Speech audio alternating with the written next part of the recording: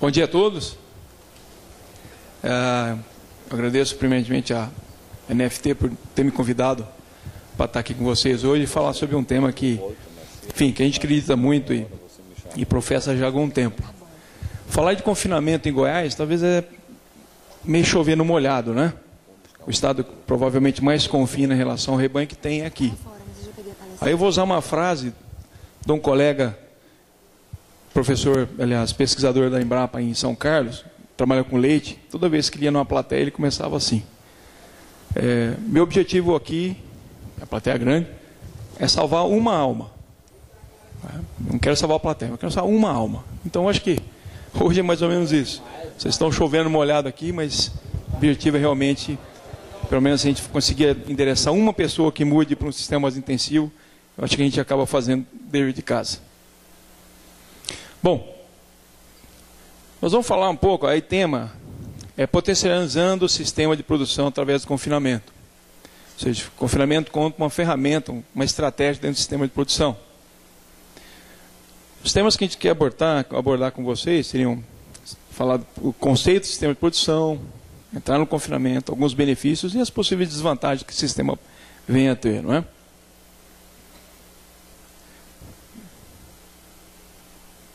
Bom, vamos definir o que é o sistema de produção.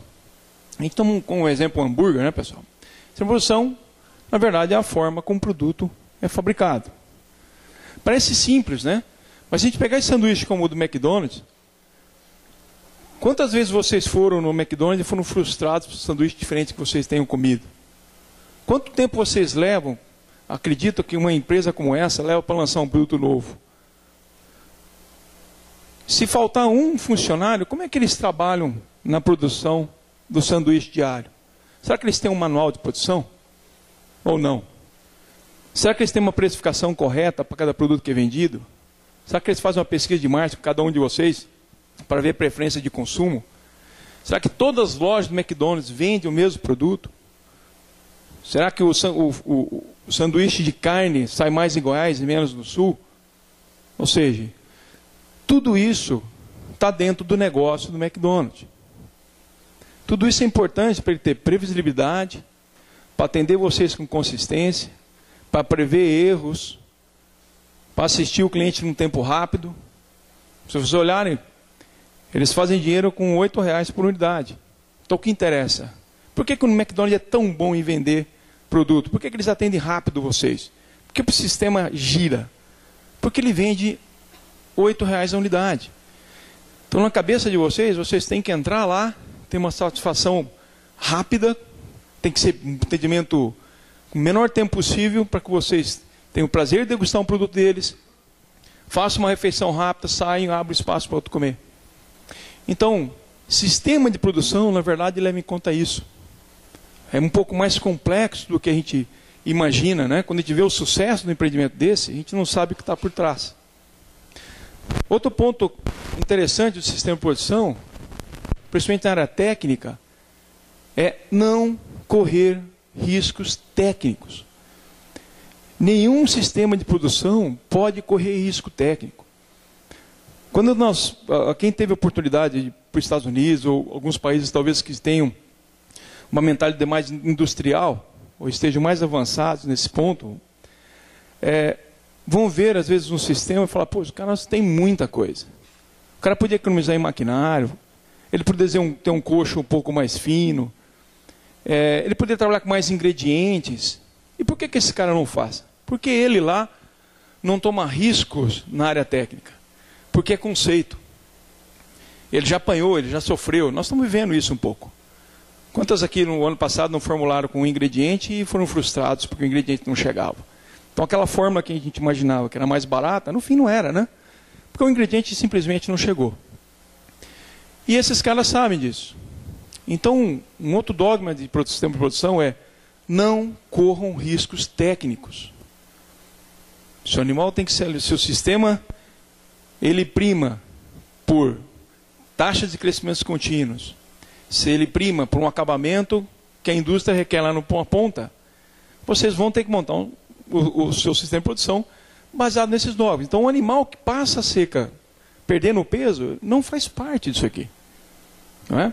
O confinamento que tem um trator ou um sistema de distribuição tratando 10 horas por dia, não está dentro aqui do risco, não faz parte do sistema de produção. Então, não corram risco técnico. O risco que vocês devem correr, ou seja, é o que todo mundo corre, que é o risco do mercado. Comprar mais caro, ter vender melhor ainda ou vender mais barato. Ou seja, esse é um risco que todo mundo corre. Mas o risco técnico você não deveria estar correndo. Então, isso faz parte do sistema de produção e faz todo sentido para a gente quando a gente olha um animal perdendo peso na seca, não é? Que não deveria ser um sistema adotado. Bom, e quanto ao manual de produção? Nós sofremos muito em relação a isso. Outras espécies, né? Outras espécies como suíno ou avicultura, eles têm um manual de produção.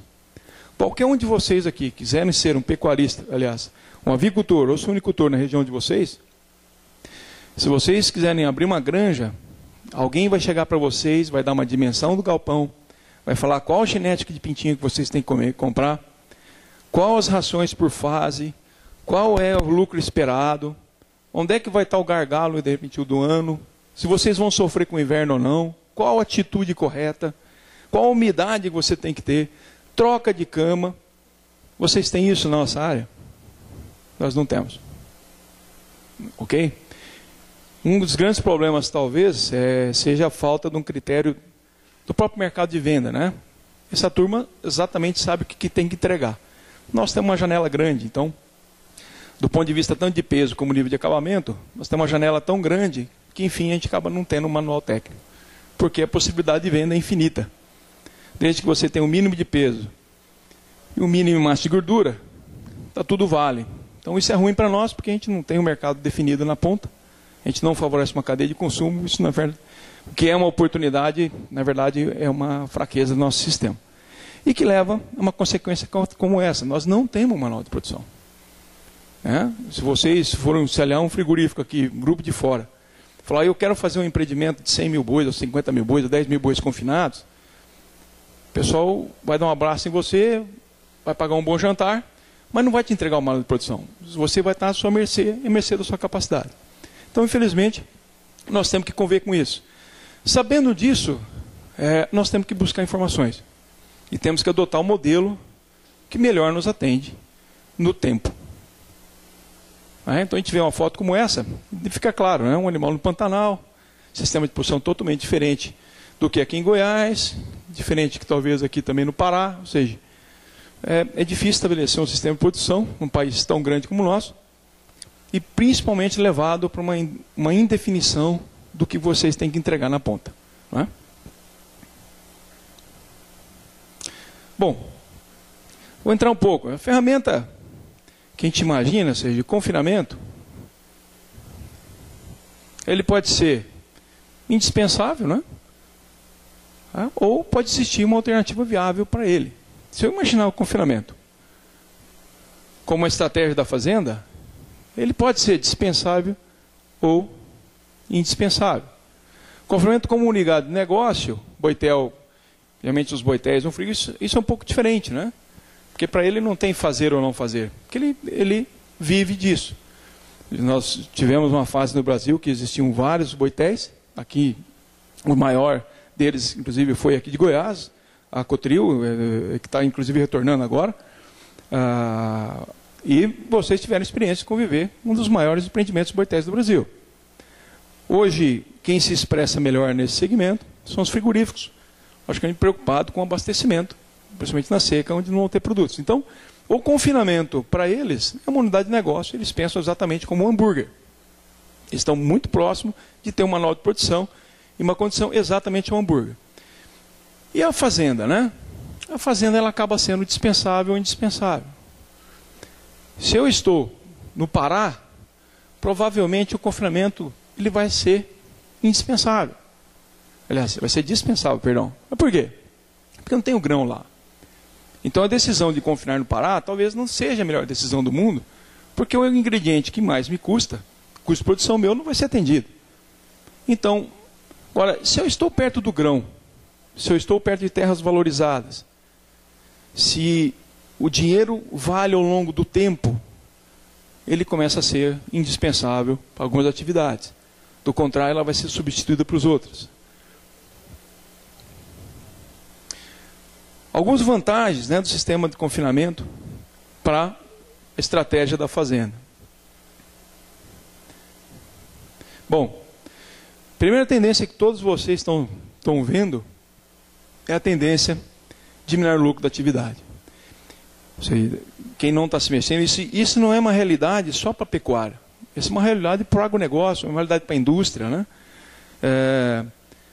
Isso não foge aos outros segmentos. A única diferença é que os outros segmentos, talvez, por ter a compreensão disso, ter números mais apurados, conseguiram sair na frente há mais tempo. Mas acho que ninguém duvida que essa é uma tendência de redução. Isso aqui é um levantamento feito pela Bigman. Esse é um caráter nacional, obviamente não retrata a realidade de alguns de vocês, mas a gente vê claramente, né, ao longo do tempo, a receita lucro líquido da fazenda por hectare sendo abaixado, isso mantendo, ou seja, o Maurício fez um estudo, mantendo a mesma proporção de densidade de animais, mesma tecnologia. Então, considerando a mesma tecnologia, que ele voltou para trás, né, são valores deflacionados.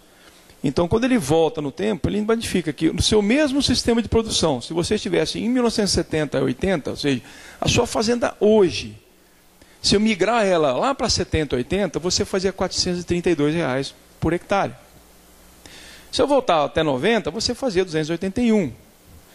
E nos dias de hoje, mantendo o mesmo sistema, só mudando aqui ao longo do tempo, você faz 84. Então alguma coisa tem que ser feita, porque essa realidade você está sentindo. O pecuarista que tinha 1000 bois nessa época, tinha avião. Hoje não dá. Né? Hoje não dá para ter avião. E a gente vê também, claramente, qual o valor, a relação boi gordo para o bezerro sendo prejudicada. Ou seja, na verdade, a gente está vendo o ciclo pecuário avançar com menos proporções, a cria tomando um espaço cada vez mais importante, recuperando os valores históricos. Então, dificilmente, talvez, o valor do boi vai recuperar o incremento do valor da cria. Nós estamos tratando, na verdade, de reposicionamento de posições. Se a gente fizer uma enquete aqui, não sei se todo mundo acredita, mas eu compactuo que o rebanho nosso vai reduzir. O rebanho não vai aumentar, essa é a minha opinião pessoal. Todo ano a gente vê reduções. Acreditar que a cria vai aumentar também é uma inverdade. Ou seja, então nós estamos num cenário que não adianta comprar mais barato. Não adianta achar que a gente vai comprar mais barato. E talvez não adianta achar que nós vamos ter um valor tal qual eu consiga inverter essa curva. Então essa é uma tendência. Se a gente traçar uma reta aqui de tendência, ela vai dar uma certa significância. E o ambiente econômico nós vamos ter que conviver. Não é? E a estratégia do confinamento, ela começa a fazer sentido. Não pelo confinamento, mas pelo giro de capital que você tem, pela facilidade de girar a fazenda dentro de um sistema diferente, mais intensivo. Aqui é mesmo um dado diferente, mostrando a mesma coisa, ou seja, o que acontece então com a arroba, você tem o índice 100 aqui em janeiro de 2004 e vai até 2010. Então, se a gente passar em 100 aqui, você tem um período de distorção de preço. A partir daqui você começa a ter uma recuperação dos preços relativos e até aqui, fala, pô, então tá bonito, Danilo, nós estamos aumentando os preços em relação ao passado, mas olha o que acontece com os seus custos também. Então, a coisa não é só do lado de compra e venda. Nós estamos sendo espremidos, ou seja, a pecuária está sendo espremida, não só do ponto de vista do que você está pagando a mais ou vendendo um pouco mais barato o seu animal, mas estamos sendo espremidos simplesmente em função do aumento de custos que vocês têm dentro da propriedade. Isso, custo operacional total, vale para qualquer atividade, isso é dentro da pecuária. Então, nós temos uma pressão de preço de compra, um preço de venda talvez conhecido hoje no patamar, sem grandes alterações, e nós temos um custo maior. Bom, o que nós vamos ter que fazer? Na verdade, passa pela intensificação, assim como passaram todos os outros setores. Vai sobreviver aquele que começar mais cedo, porque essa é uma corrida que ganha quem levantar mais cedo da cama. E aí a pergunta, né, desse quadro é, eu me preocupo com o preço do boi gordo, ou seja, qual é a minha preocupação na fazenda maior? Eu vejo margem ou eu vejo o preço de venda? Obviamente, o preço de venda compõe a sua margem, desde que você saiba o seu custo de produção. Se você não souber o seu custo de produção, então você briga pelo preço de venda, mas você pode estar tendo uma margem pior. Ou seja, brigar simplesmente por um preço maior não significa que você está fazendo o melhor negócio para o seu negócio, para o seu sistema. Talvez compreender melhor o seu custo de produção e tentar reduzir dentro da fazenda seus custos ou produzir com mais densidade seja mais interessante, porque muitas vezes brigar por R$1, por um valor de venda. Não que isso não faça parte da vida de vocês. Tem que fazer sim, desde que você saiba o seu custo de produção. Então, é uma frase curta, mas o meu ponto de vista, o meu negócio, eu estou preocupado com preço de venda ou estou preocupado com custo de produção? O custo de produção te dá margem. Preço de venda é uma incógnita. Você pode sim estar fazendo margem ou simplesmente você pode estar passando desapercebido numa situação crítica.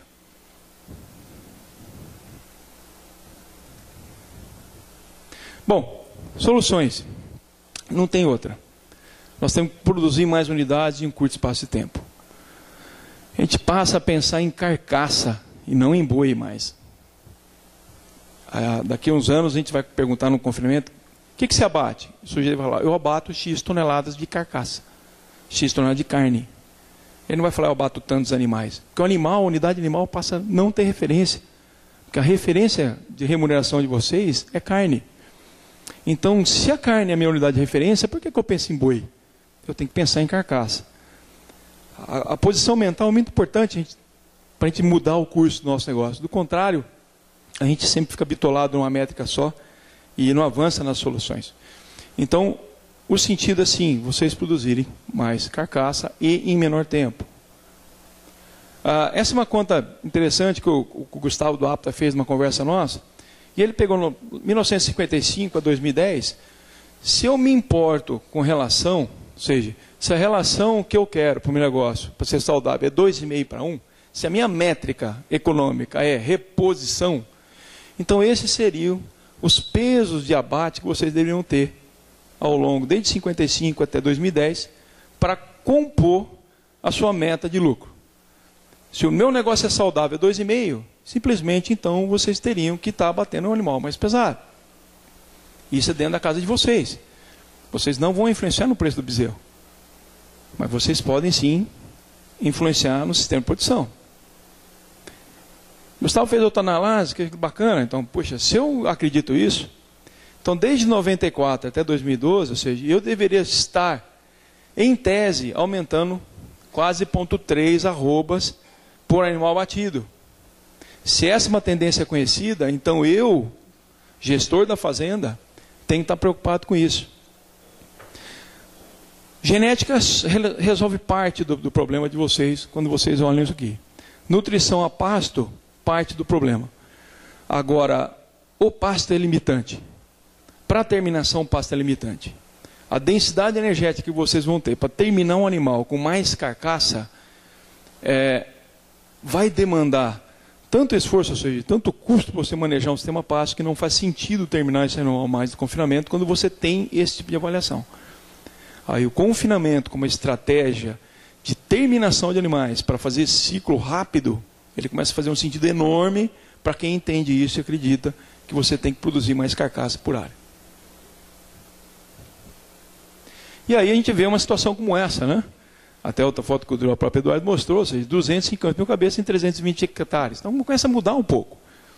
Né? A gente começa a avaliar que existe uma posição muito grande para a gente crescer. Né? A gente pode ir muito além quando a gente imagina uma ferramenta dessa. É muito maior que qualquer cidade. E interessante aqui, só uma curiosidade geral, essa é uma foto na Califórnia, chama Harris Ranch, é um cara é uma fazenda que tem a própria marca de carne e 90% é holandês. A indústria local lá, pressionada por não ter produto para vender, ou seja, não ter animais de aptidão cárnica, né? Mais aptidão leiteira, desenvolveu uma marca chamada Holstein Beef. A indústria foi no mercado e falou, como um carne de holandês. Como um carne de holandês. Isso vindo dos frigoríficos. E os produtores locais se organizaram, começaram a pega um bezerrinho de 120 quilos e permanece 340 dias no coxo. mata o animal com seus quase 600 quilos. É um sistema, funciona. Mas está todo mundo engajado para produzir a mesma coisa. Por isso que a gente brinca, né? Tem que ter um sistema de produção. Eu tenho que fazer hambúrguer, tenho que aprender com o McDonald's. Bom, alternativas então, o que nós teríamos de alternativa para produzir com mais escala? Podemos pensar em ter mais área, intensificação do uso das pastagens, umas pastagens diferidas de inverno, volumoso suplementar. São algumas soluções que eu tenho para produzir mais carne em menos área, que não use necessariamente o confinamento. Maior extensão de área. Eu acho que essa fase já passou. Todos vocês que estão preocupados com grandes extensões de terra deveriam ter um bom advogado do lado. Porque vocês têm muita chance de ter um problema com esses caras aqui. Eu não gostaria, não torço para isso. Mas vocês vão ter uma chance enorme de encontrar esses camaradas um dia na sede de vocês lá. Então, o camarada que quer ter muita terra hoje no Brasil deveria ter bons advogados. Porque ele vai precisar. E não é Danilo, todo dia que vocês abrem o jornal, vocês estão vendo essas notícias. Então, talvez não passe mais por extensão de terra. Talvez não seja mais a solução que foi no passado.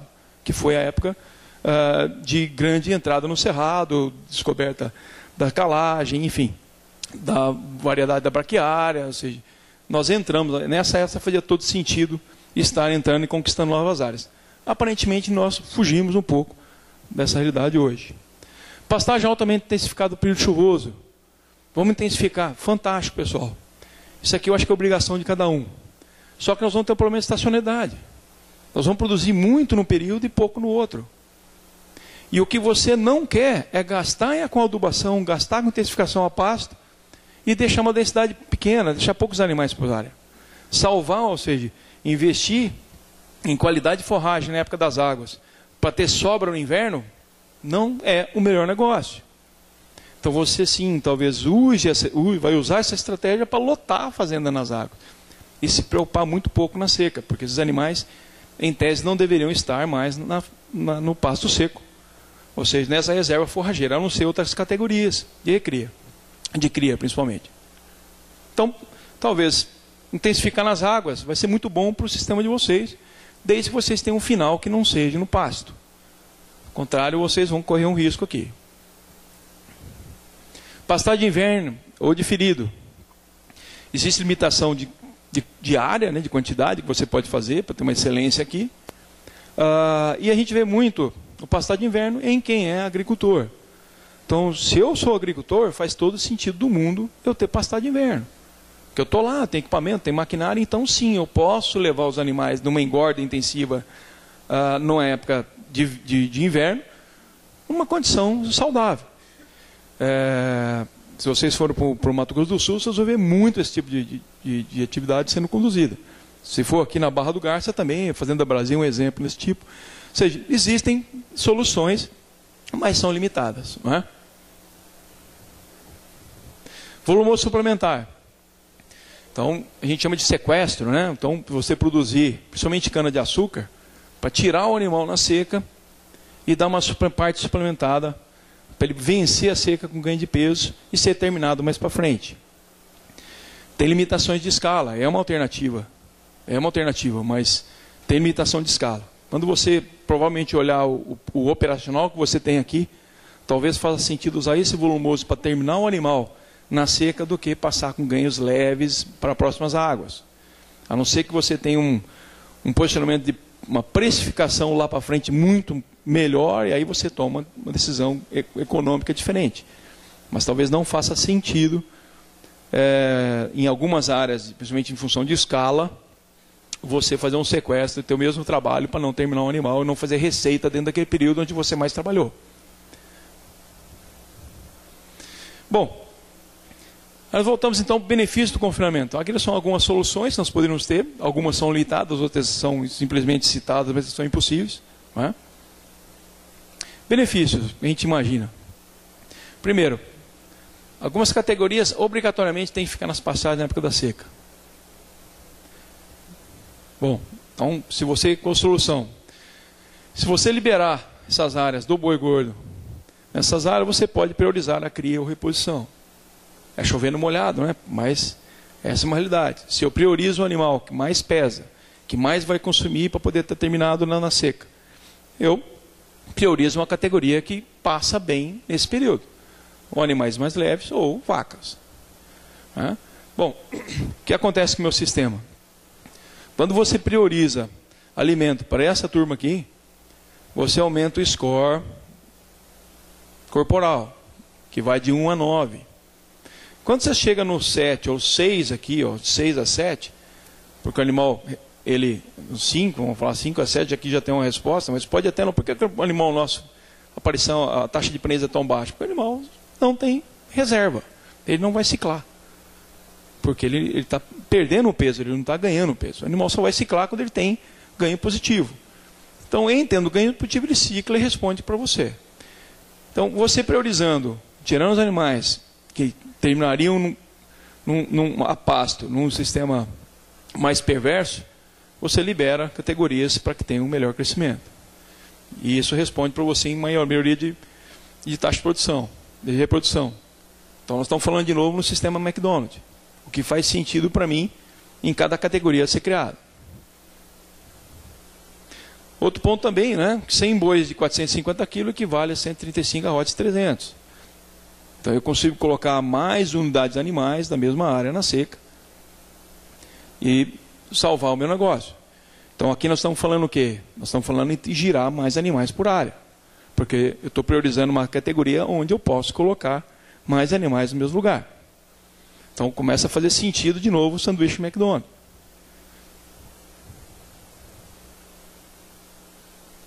Falta de posicionamento em relação ao momento de compra e venda. Né? Bom, qual é o momento que a gente tem? Eu tenho certeza, o Wagner está sentado aqui, ele sabe exatamente o preço que ele tem que praticar, a oportunidade de mercado, e entrada de Natal, entrada de saída de férias escolar, entrada de inverno, tem estudo. Ele sabe se posicionar no mercado em relação ao compra e venda, aliás, principalmente em venda no consumidor final, porque ele tem estudos para isso. Bom, e nós, né? Como é que vocês trabalham o negócio de vocês? Como é que é o negócio de vocês? Como é que é o negócio de vocês na compra e venda do boi? Então, vamos imaginar que nós precisamos entender um pouco melhor. A ideia sempre é, né? Não vai conseguir sempre, mas vender na alta e comprar na baixa. Esse é o, do ponto de vista, tirando produção, focando só na parte comercial, seria essa solução. Essa é uma análise que a gente gosta de fazer, esses são dados de São Paulo, não vale para Goiás, como não vale para o Pará, como não vale para o Paraná. A ideia aqui é simplesmente mostrar um modelo de avaliação, a gente chama de risco do segmento, ou seja, qual a avaliação do risco de compra e venda que eu tenho ao longo do ano em São Paulo. Então, se vocês têm essa informação aqui, dá para montar também. Como é que é isso?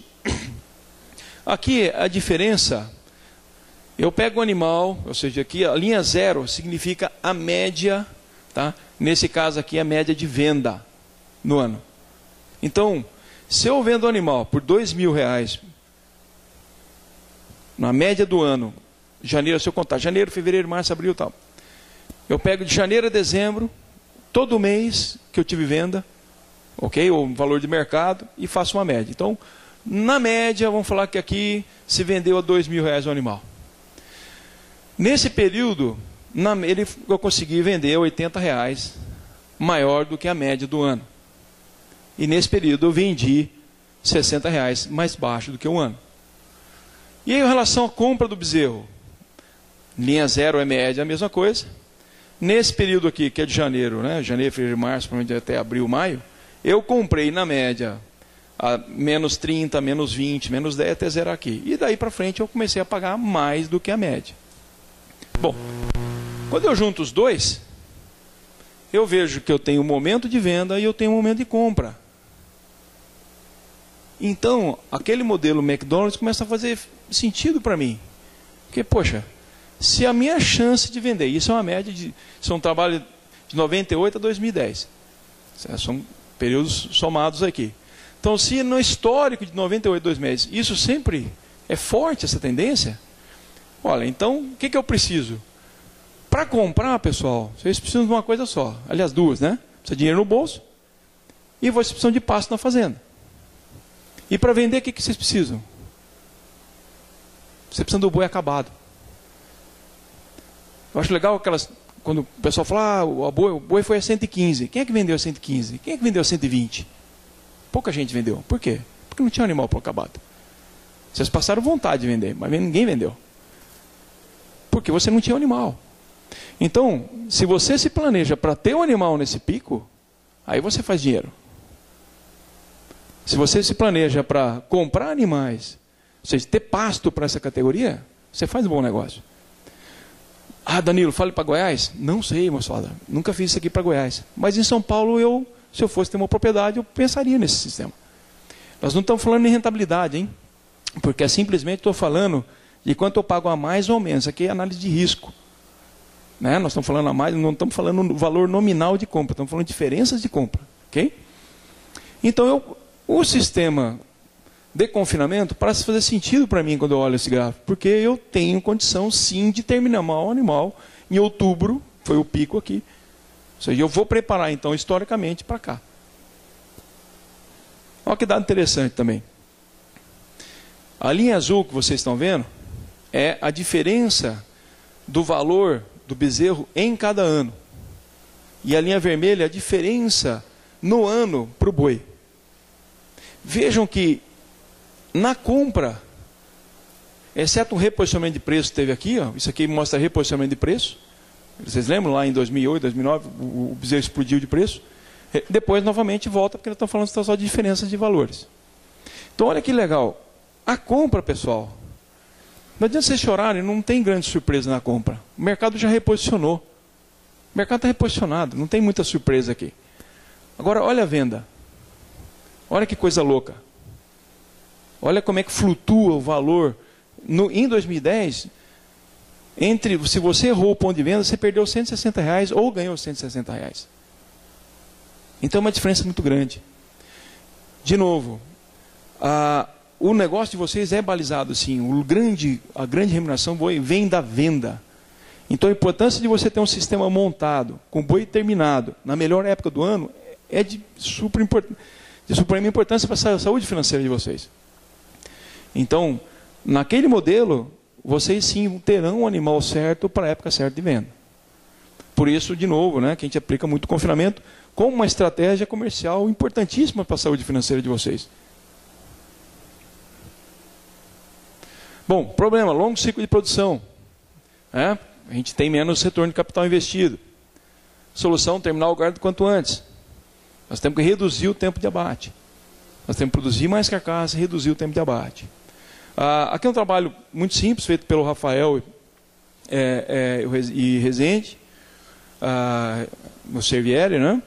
Que simplesmente pegaram o animal em terminação a pasto e confinamento lá no período final e observaram quantos dias levou para terminar os animais. Ou seja, aqui eu tenho um ciclo muito mais longo quando eu trabalho a pasto tentando terminar esse animal do que no confinamento. Então, de novo, tentar encurtar o período, isso só focando a última fase. A gente não está falando de intensificação anterior. Então, a dificuldade que eu tenho em terminar um animal no sistema pasto, comparado ao confinamento. Então, nós estamos falando de 180 dias contra praticamente 80 dias. Qual é o capital seu? Ou seja, será que importa para mim? Será que é importante eu ter o dinheiro no bolso para fazer compras pontuais? Ou seja, o que adianta eu botar o dinheiro no bolso quando o boi está lá para frente, está no pico, mas minha reposição está mais cara? Se o meu bolso estiver recheado lá para outubro, novembro, eu fiz alguma coisa diferente em relação aos demais? Ou seja, eu tive um ganho dentro do meu sistema? Ou é melhor eu ter dinheiro um pouco antes e fazer reposições melhores? Porque aqui você vai ver reposição. Dinheiro entrou no bolso, vocês não vão deixar para o imposto de renda. Vocês vão fazer compra. Então, quanto antes esse dinheiro entra para vocês, mais saudável vocês estarão dentro do sistema. Então a gente começa a focar, ou seja, foco. É possível bater antes de 30 meses? Claro que é. A gente chama aqui de novilho precoce. No mundo inteiro ninguém tem esse termo. Não existe o termo. O cara simplesmente fala para você, animais de mais de 2 anos eu vou pagar menos. Mas a percentual de animais que morrem depois de 2 anos são vacas de descarte.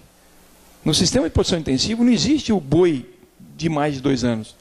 Existe a vaca de 2 anos. Existe a vaca de leite de 9 anos. Mas não existe o boi de mais de 2 anos, porque o cara já entrou no sistema de produção que faz isso. Simplesmente o nosso sistema de produção diz, não deixa o animal passar fome. No máximo, na segunda seca, você tem que confinar esse animal. É fácil, o sistema de novilho precoce, né? Ele fala isso para vocês. O animal não deve passar fome. No máximo, 2 secas. É uma seca, na próxima seca você tem que fechar esse animal. Infelizmente, a gente pensa muito no lucro nominal, né? Ou na receita total nominal. Isso é um trabalhinho bacana, só para ilustrar para vocês. Se nós tivéssemos um plano nutricional de 350 gramas por dia, 600 gramas, 800 gramas e 1 quilo, aqui praticamente é o que vocês, na soma do total, é quanto vocês vão gastar de insumo, tá? De insumo para produzir as quase 11 arrobas do animal que entrou com 200 e saiu para 500. Nós fazemos as contas nominais. A gente pega esse valor, receita total, que é igual para todo mundo, subtrai a minha despesa e eu vejo quanto deixou. A única coisa que nós não fazemos é dividir pelo período que eu levei para chegar até aqui. Então, quando eu divido esse valor aqui que sobrou pelos meses de produção, então eu ponho aqui a sobra operacional. Eu não estou dizendo que está tendo lucro ou está tendo prejuízo.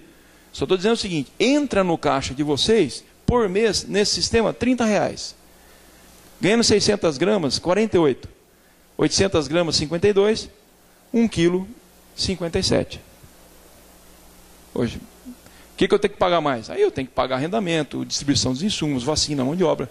Eu não sei, eu vou estar muito mais confortável tendo esse nível de receita aqui para pagar isso do que aqui. Então o grande problema nosso é que nós não dividimos pelo fator tempo. Tempo para nós é um negócio que parece que não tem importância, né? E em outros sistemas, tempo é tudo, tempo é vida. E para nós, tempo é um negócio que passa e nós não ligamos. Mas o dinheiro ao longo do tempo é a saúde financeira que vocês precisam para remunerar o capital de vocês. Então, a velocidade com que vocês produzem e a carcaça que vocês produzem faz todo sentido. Vocês não vão conseguir isso no sistema de pasto pela estacionalidade forrageira. Por isso, cada vez mais, o confinamento integrado ao sistema de produção, ele faz muito sentido para todos nós que temos grãos presentes. É possível produzir super precoce? É claro que é. Dá para fazer custo? Dá para fazer. Isso aqui o Silveira tem um mérito tremendo. O pessoal de Botucatu tem um mérito tremendo. Infelizmente foi um trabalho que eles fizeram, que a gente brinca, atemporal. Foi numa época onde o milho era muito caro, onde os insumos eram caros, e foi outro momento do Brasil. Se eles tivessem começado esse trabalho há 2, 3 anos atrás, talvez essa técnica aqui tivesse muito avançada entre nós. Então, nós temos exemplos super precoces no Brasil? Temos. Tem até uma matéria da DBO falando sobre isso aqui, onde vocês estão lendo. Então, é uma técnica dominada? Sim. Então, prega o quê? Aporte de comida, pessoal. Então, tem keep feeding, depois vai para o confinamento, é pensado o frame. Ele não vai colocar um sêmen qualquer, tem que ser um sêmen que você tira o animal, confina e o animal chega até 18 arrobas. Ou seja, é o sistema McDonald's. Aqui sim, cada vez mais você vai para o McDonald's. Né? Então, o que pregou? O animal sai em maio com 8 arrobas, chega em outubro com 18, abate aos 13 meses, produção, 1 a 24 arrobas. Isso existe. Essas fotos que nós estamos tirando não é dos Estados Unidos, não. Essas fotos são daqui. Então a gente vê isso acontecendo. Bom, em contrapartida, o que eu tenho? Quando eu avanço o sistema de produção, eu posso colaborar com quem? Com o frigorífico? Também. Mas quem que eu estou colaborando? Com o meu consumidor final. A primeira coisa que chega, tenho certeza, se vocês vão no restaurante e vão pedir um steak bem bom mesmo, um bom lugar, quando chega o prato, a primeira coisa que cada um de nós faz é olhar o prato do vizinho. Não é? Você nunca olha o seu, para ver se o cara tem uma porção maior que a sua, ou aí um cara está comendo e fala, rapaz, meu steak está duro, ou o meu está macio. Então não existe isso, pessoal. Nós temos que cultivar o nosso cliente, né? E o nosso cliente não é o frigorífico, o cliente é o final. Então quando vocês avançam no sistema de produção, vocês estão sim entregando para o consumidor final uma carne mais macia. Automaticamente é um produto melhor. Automaticamente ele vai ser mais demandado. É isso que a gente quer fazer. É isso que a cadeia que tem que conversar. Para quem que nós estamos vendendo? Não é? Nós estamos vendendo para o consumidor. Esse é o cara que está pagando a conta. E esse camarada nesse sistema vai ter. À medida que eu avanço minhas taxas de ganho, eu posso ter animais de carne melhorada. A indústria frigorífica tem exigência mínima de gordura subcutânea. Quando vocês avançam taxa de ganho, né, qual a solução? Vamos abater animais melhores acabados. Vamos usar melhor a carcaça. Vamos ter, de repente, uma oportunidade maior de receita. Por que não? Será que botar gordura é caro? Vamos ver. Esse é o problema nosso, né? Nós temos uma janela desse tamanho e que não induz vocês a pensar de uma forma de produção. Cada um aqui trabalha na oportunidade. A oportunidade é pontual. Você não define o sistema. Você não vê as oportunidades de ganho futuro. Quando você começa a analisar melhor o potencial de ganho, então a gente vê aqui a quantidade de peso ao abate. Na medida que você abate animais mais pesados, muda a composição corporal, você passa a ter mais gordura na carcaça, automaticamente seu rendimento sobe. Ele não sobe só por causa da balança ou por causa da toalete, ele sobe porque o animal acabado ele rende mais. Porque a composição total dele é ditada pela gordura e não pelo músculo. Então terminar melhor animal é jogar a favor para vocês o rendimento. Aí eu tenho a solução, eu posso vender animal com score 5, como vocês estão vendo aqui, score 6 com um pouco mais de gordura, score 7, um animal muito melhor acabado, olha só que animal. Eu posso chegar aqui e fazer isso com lucro, ou não, depende do custo da comida. Esse é um trabalho feito pela APTA de Colina, onde eles pegaram os animais de 335 kg e abateram com 13 milímetros, com 5 milímetros, com 7 milímetros de acabamento, ok? Então, animal escasso, mediano e tendendo para uniforme. Vamos ver o que aconteceu. Ó. Quantidade de tecido total, ganho de peso total, 113 kg, 172, 204. Quantas arrobas eu coloquei? Aqui é 5,6, tá? Desculpa, perdão, aqui, ó. 4,5 arrobas, 7,9, 8 arrobas eu coloquei, quase 10 arrobas. Puta, coloquei quase 10 arrobas do animal que entrou, com 335 kg. Índice de custo, tá? Não trabalhei com custo nominal para não ofender ninguém. Então, esse animal aqui, que todo mundo gosta de fazer, que o animal fica de ciclo curto no confinamento, o custo de produção dele é 5,6% mais caro do que esse indivíduo aqui com uma gordura moderada. E esse camarada aqui, com um acabamento quase uniforme, praticamente uniforme, ele só custou 4,7% mais caro desse camarada aqui. Por quê? Porque eu diluí tudo pelas quantidades de arrobas produzidas a mais. Então, gordura não é cara.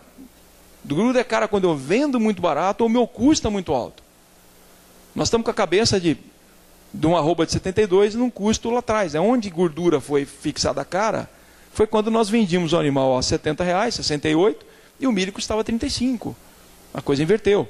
Então a gente precisa adequar a memória atual para tentar fazer o melhor negócio para vocês. Ou seja, dentro da propriedade vocês têm que fazer o melhor negócio. O melhor negócio hoje é ir para o animal, olhando por esse gráfico, por esse custo, sem ter o preço de venda, né? No mínimo você ir para o mediano. E pode sim, de repente, ir para o uniforme, dependendo do seu custo de produção aqui, que pode matar, do seu preço de venda, que pode ser uma diferença maior que esses 4,7% do seu custo. Aí a gente consegue entregar carne. Não é porque é bonita, pessoal, mas porque fez bem o salário, fez bem para o bolso de vocês. Esse sistema foi bom para vocês. E ele foi bom para todo mundo. Porque o frigorífico passa a receber uma carcaça melhor. Ele vai entregar uma carcaça melhor para o consumidor final. Automaticamente vocês estão nutrindo a cadeia de consumidores de vocês. Né? Produzir padrão.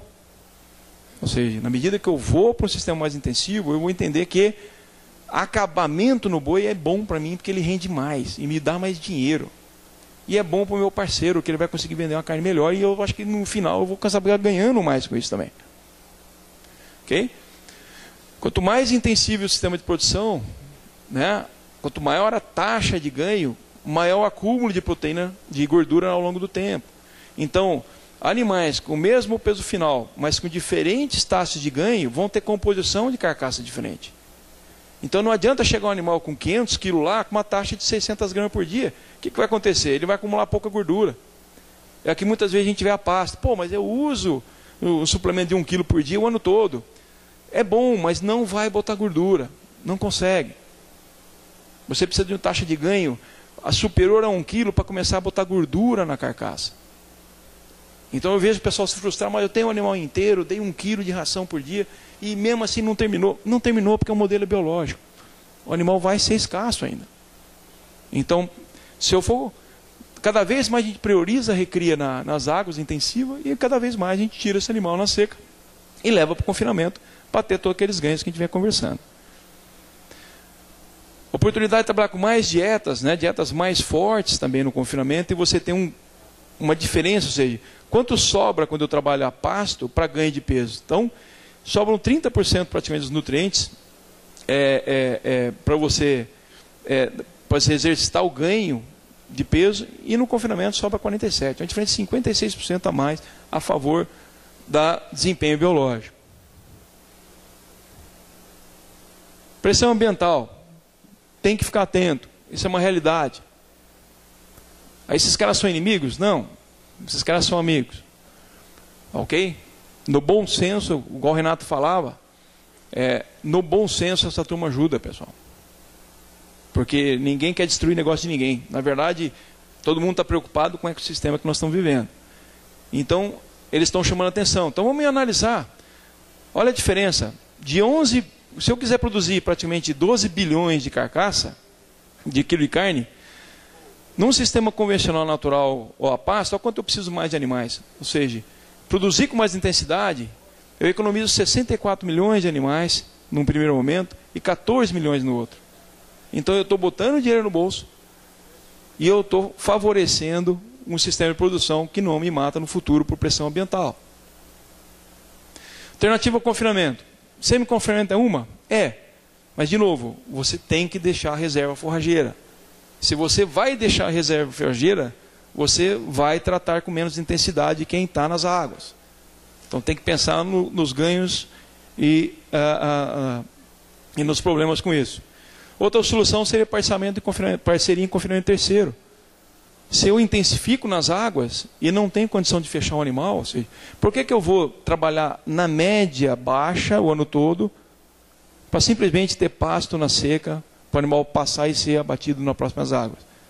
Será que não seria melhor eu intensificar nas águas o máximo que eu posso, me despreocupar com reserva forrageira e entregar essas carcaças para um parceiro? Eu ganhei até aqui. O resto pertence ao outro. Mas beleza, meu sistema ganhou. Ah, não, eu quero ganhar todo o meu serviço. Então, invista no confinamento. Mas necessariamente não precisa. Porque um dos problemas, né? Quais são os problemas? O problema do confinamento é, nós vamos ter concentração de dejeta, um deles. Mas o maior deles é capital investido, né? Em um momento, aquilo vocês gastam em média R$200 por boi no ano. E vão gastar só em comida 450. Instalações, mas provavelmente uns R$250 por boi. Então, o desembolso momentâneo é muito grande. Tá? Esse é um problema para quem tem juros altos, como no nosso caso. Tá? Uma desvantagem é o risco da atividade. Você vai concentrar a venda num período. Não é? Então, esse é um risco. Você tem que preocupar, porque se você tiver uma baixa naquele momento que você está vendendo, pior do que na época das águas, isso é um risco para você. Né? E a receita é concentrada. Mas, enfim... Conclusão que a gente tem estratégias econômicas são, na verdade, estratégias técnicas. Né? Isso o Maurício fala com muita propriedade, é uma frase que a gente gosta de repetir para vocês. Estratégia econômica sempre está aliada à estratégia técnica. E esse o Matt Byers é o gerente do confinamento Five Rivers da JBS dos Estados Unidos. E é uma frase que ele falou para nós numa visita. Ela falou: evitamos sempre trocar objetivos de médio e longo prazo por oportunidade de curto. Significa que ele tem um sistema de produção. Né? Simplesmente esse camarada... ele engorda 800 mil bois para o sistema JBS nos Estados Unidos. Então, faz sentido ter um sistema de produção. Vila, acho que passei 5 minutos. Pessoal, obrigado.